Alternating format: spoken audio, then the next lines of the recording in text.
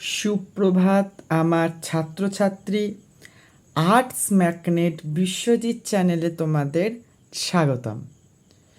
তো প্রিয় ছাত্রছাত্রী, কালকে আমরা আলোচনা করেছিলাম যে কৃৎ প্রত্যয়ের একটা ভাগ, সেটা হচ্ছে ত প্রত্যয়। এই ত প্রত্যয়ের পর আমরা আলোচনা করব বলেছিলাম তবতু প্রত্যয়। তো তোমরা যারা কালকে আমার ক্লাসটা দেখেছো, তো সেখানে আমি কিন্তু বলেছিলাম যে ত আর তবতু হচ্ছে নিষ্ঠা প্রত্যয়। আচ্ছা, আর কি বলেছিলাম যে এই প্রত্যয় দুটো কিন্তু কখন হয়? অতীতকালে ব্যবহার করা হয়, অর্থাৎ পাস্ট টেন্সে। ত আর তবতু প্রত্যয় দুটো ব্যবহার করা হয় অতীতকালে। আচ্ছা, আর কি? এটা কর্মবাচ্যে ও ভাববাচ্যে ব্যবহৃত হয় ত প্রত্যয়। আচ্ছা, আর এগুলোর জন্য আমি বলেছিলাম যে তোমাদেরকে শব্দরূপ, ধাতুরূপ এগুলো কিন্তু মনে রাখতে হবে। তো এখন থেকেই যারা পড়াশুনো শুরু করে দিয়েছো, যাদের সংস্কৃত আছে, তারা কিন্তু শব্দরূপ ধাতুরূপটা মুখস্থ করে নাও, একদম ঠোঁটে থাকে যেন, সেই রকম করে পড়াশুনো করো। আচ্ছা, তো আগের দিন আমরা পড়েছিলাম ত প্রত্যয়, তাই তো? আজকে আমরা পড়ব হচ্ছে তবতু প্রত্যয়। কী প্রত্যয়? তবতু প্রত্যয়। আচ্ছা, এই তবতু প্রত্যয়ের ক্ষেত্রে কি হয় জানো? এই তবতু প্রত্যয়ের ক্ষেত্রে এই যে তবতু প্রত্যয়, তবতু প্রত্যয় যেটা আমি লিখলাম, এই তবতু প্রত্যয়ের ক্ষেত্রে কিন্তু ক, এই যে ক, এটা কিন্তু লোপ পায়, আর এই হস্যটা কিন্তু লোপ পায়।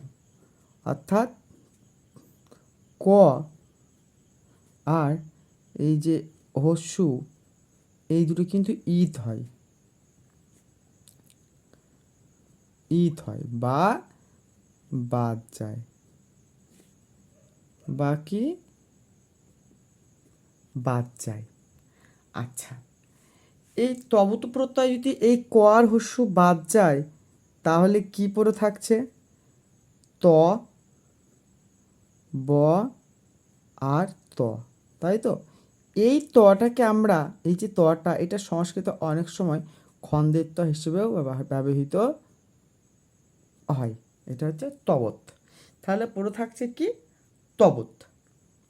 আচ্ছা, তাহলে তবতু প্রত্যয় আলোচনা প্রসঙ্গে আমরা কি বলতে পারি? যে তবতু প্রত্যয় এটা সাধারণত অতীতকালে ব্যবহার করা হয়। আর কি হয়? এই তবতু প্রত্যয়ের ক্ষেত্রে এই যে তোমাদের ক এবং হস্যু, এই দুটোই কিন্তু লুপ্ত হয় বা ইত হয় বা বাদ যায়। আচ্ছা, এই যে তবতু প্রত্যয়, এই যে তবতু প্রত্যয় তোমাদেরকে আমি করাচ্ছি, তো এবার তবতু প্রত্যয় কিছু উদাহরণ দেখা যাক। দেখো, উদাহরণ উদাহরণ 1 নাম্বার কি আছে দেখো, খ্যা, ক্ষয় জফলা আকার, খ্যা যুক্ত তবতু। তাহলে তবতু প্রত্যয়ে কটা বাদ যায়, হস্যটা বাদ যায়, প্রত্যয় কি? তবত। তবত, তাহলে কি করে দেবো? খ্যা, খ্যা তবত, খ্যা তবত। 2 নাম্বার কি হতে পারে? 2 নাম্বার বলো। 2 নাম্বার হচ্ছে ভূ যুক্ত তবতু, ভূ যুক্ত তবতু, ঠিক হবে ভূ তবত। 3 নাম্বারে কি আছে? 3 নাম্বার একটা উদাহরণ। আচ্ছা, 3 নাম্বার একটা উদাহরণ তোমাদেরকে আমি কি দিতে পারি? আপ, আপ যুক্ত তবতু, কি হবে? আ, প বসে গেল, এখানে কি থাকে তবতু তবত, তাই তো, তবতু তব, এই তটাই লিখবে, পয়ত হয়ে গেল, তবে কি আছে বত, আপ্ত বত, এই কটা। আচ্ছা, এই তবতু প্রত্যয়ের ক্ষেত্রে কিন্তু আরও কিছু নিয়ম আছে বা এবং আবার কিছু ব্যতিক্রমও আছে, যেগুলো তোমাদেরকে মুখস্থ করতে হয় কিছু কিছু। আর এই তবতু প্রত্যয়ে আরও কিন্তু কিছু নিয়ম তোমাদের আরও আছে। তো এইগুলো কিন্তু আহ, আর অতটা তো সম্ভব হচ্ছে না আমার পক্ষে করানো, যেহেতু তোমাকে এখানে সিলেবাসটা শেষ করতে হয়। যে তোমরা যদি সবাই চাও যে স্যার আপনি কৃত প্রত্যয়টা আমাদের এখানে ইউটিউবে আমাদের আর্টস ম্যাগনেট বিশ্বজিৎ চ্যানেলে করিয়ে দেন, তাহলে সমস্তটা যদি তোমাকে করাতে হয়, তাহলে কিন্তু আমার পক্ষে মানে ওই আরও যে ব্যতিক্রম যে নিয়মগুলো আছে, আরও যেগুলো তোমাদের কিছু মুখস্থ করতে হবে, যে ইম্পর্টেন্ট যে কিছু আছে, সেগুলো কিন্তু অতটা আমি কিন্তু করাতে পারছি না।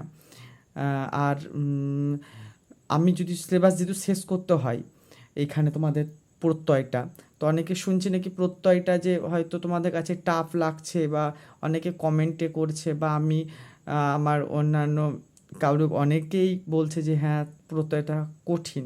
তো প্রত্যয়ের যে বেসিক ধারণাটা আমি দিচ্ছি, যে তবুত প্রত্যয় কী হয়, ত প্রত্যয় কী হয়, এইগুলো বেসিক ধারণাগুলো কিন্তু আমাদের দিয়ে তোমাদেরকে আমি সিলেবাসটা শেষ করাতে পারবো। এবার তোমরা যদি বলো যে স্যার না আমাদেরকে আরও ডিটেলসে করান, তাহলে কিন্তু আমার ত প্রত্যয় করতে আমার মোটামুটি এক একটা মানে তোমার এক ত প্রত্যয়ের ক্ষেত্রে আমার ধরো 5-6টা পার্ট কিন্তু লেগে যাবে। তো এবার তোমরা কমেন্টে জানাও যে স্যার পার্টে করব মানে একটা একদম ডিটেলসে করবো, না সবগুলোই একটা একটু করে বেসিক ধারণা নিয়ে থাকবো আমরা। আর এইটুকু আমাকে কমেন্টে তোমরা জানিও। তো যদি ভালো লেগে থাকে তোমাদের এই ক্লাসটা, তাহলে একটা লাইক, কমেন্ট এবং সাবস্ক্রাইব ও শেয়ার করে দিয়ে চ্যানেলটার পাশে থাকবে। ধন্যবাদ।